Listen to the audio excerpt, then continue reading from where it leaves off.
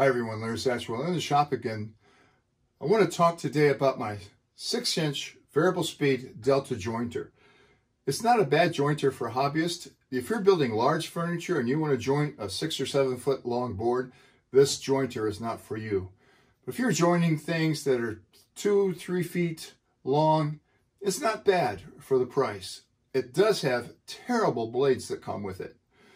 The last time I jointed some boards with it, I had just sharpened the blades, and I hadn't run 15 or 20 linear feet of wood when one of the blades developed a big nick in it. I kept going because I could sand it out. I'm building Dana's picnic table bench, and I need to mill some new lumber. I ordered some blades from Home Depot. I haven't even opened them up yet. I hope they're the right size. But in today's video, I'm going to show you how to change those blades and reset them to the proper height. And of course, this thing's unplugged. Well, the first thing I need to do is to get this guard out of the way, and I have not found a good way to do that other than duct tape.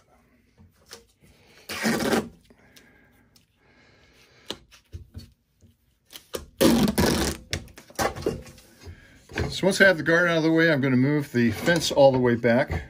And by the way, the fence is one of the weakest links on this jointer. It has so much play in it. There are 4 hex screws in here, and they need to come all the way out. One of the PDFs I've read on this very joiner says not to take them out all the way. But when you'll see when we get these blades off of here, there's actually holes in the blades that they have to go through. I like to keep these screws in this little magnetic pan. They're really cheap. Used to be free with coupon lots of times at Harbor Freight. Harbor Freight's been pretty stingy with their coupons lately since the pandemic. I really cranked these screws down the last time I put this on because I don't want anything flying at me when it's going around that fast. Variable speed here, it has a chart on the side to let you know what speed you should use.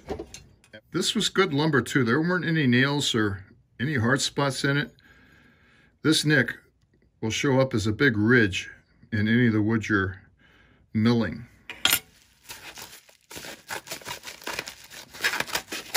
I just cut the top off of this piece of plastic. All right, I sure hope this has 4 holes in it.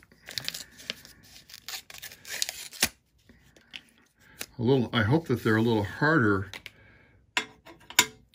than the blades that came with it.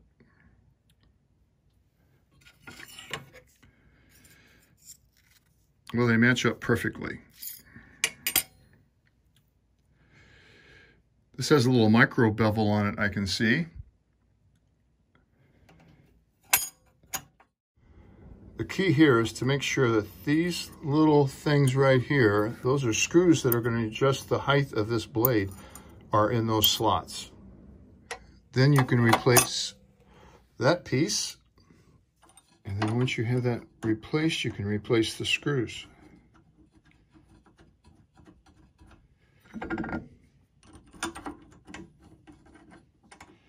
I'm going to snug these up, but by no means tighten them right now.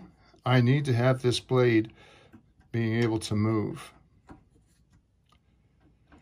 But at the same time, I don't want it to be slip sliding around. So the next thing I'm going to do is to get out my feeler gauge I inherited from my father. He had this in his toolbox all my life that I can remember. And I'm going to get out the thinnest one in here, 0.0015. It's featured here with a spindle lock. And you want to lock that in place to set the blade. Now that this is set in place, and once again, this is really sharp, you need to put a straight edge across the outfeed table. And I think even the camera catches this big gap right there. So I need to adjust the blade. And there are 2 adjustment screws located right here. And those will raise or lower the blade. In this case, I need to lower it. Remember at the beginning of the video, I said I had just sharpened the other blades, so these new blades are going to be a little bit wider than the ones I sharpened. Same size hex nut as I had, as the screws are. It's starting to move.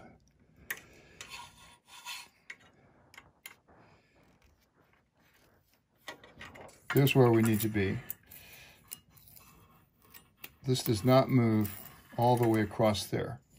Now, that doesn't mean it's finished, because now I have to set the other side. You can see this side is still high.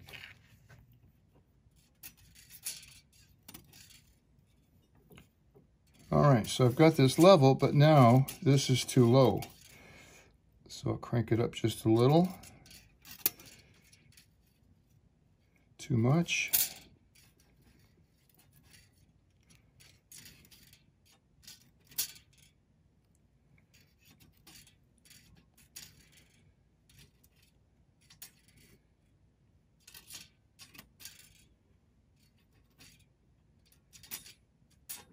There it is. All right, I'll carefully take this off, unlock it,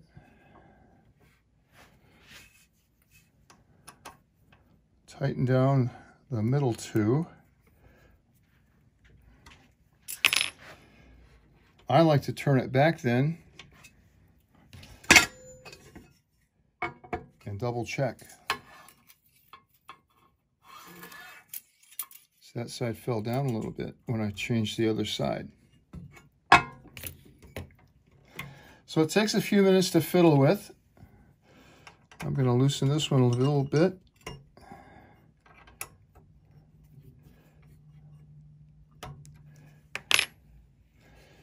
Set the spindle lock again. And this looks good. I handle these carefully, but I want to keep this as a matched pair and the set that I have on there. The next time I have my dual end sharpener out, I will sharpen these up and they'll be ready to go for next time.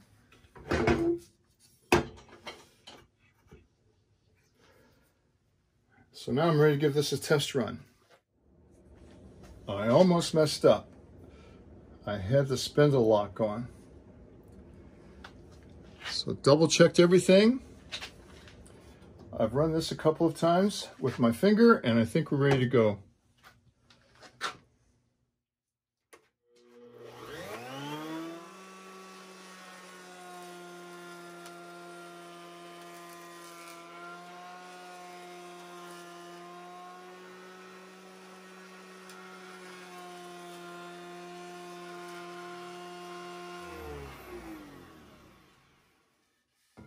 That's pretty clean. So make yourself a checklist. Make sure you double check and triple check everything. Safety first in the shop. Don't want to get hurt. Thanks for watching and good luck.